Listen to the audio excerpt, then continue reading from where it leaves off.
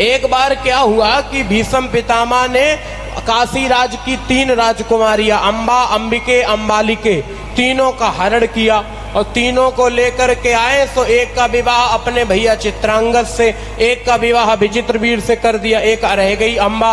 अंबा से कहा तुम वापस चली जाओ। बोले वापस क्यों चली जाए, तुम हमारा हरण करके लाए हो, वरण करो।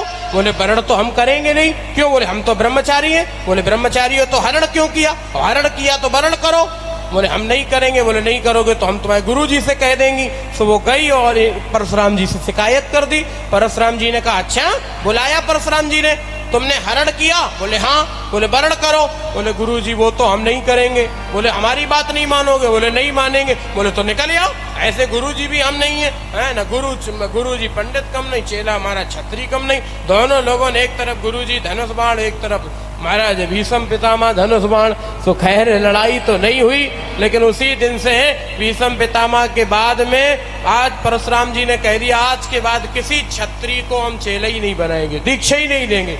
उसी दिन से प्रोग्राम ही कैंसिल, बिल्कुल।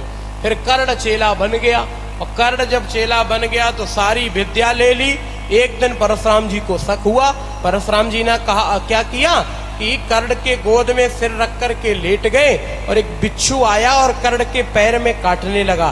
कर्ण के पैर से रक्त की धारा बहने लगी, खून निकलने लगा कर्ण के पैर से।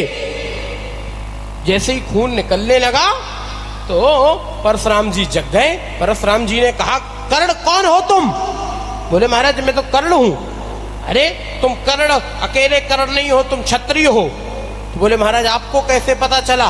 बोले तुम्हारे पैर से खून निकलता रहा और तुमने पैर नहीं हिलाया क्योंकि मेरी निद्रा में दखल ना पड़े, मेरी निद्रा में विघ्न न पड़े। ब्राह्मण के प्रति इतनी आदर भाव, ब्राह्मण के प्रति इतना समर्पण आज भी अगर किसी के यहाँ है तो वो क्षत्रिय के यहाँ ही हो सकता है। इतना सम्मान तो कोई क्षत्रिय ही कर सकता है।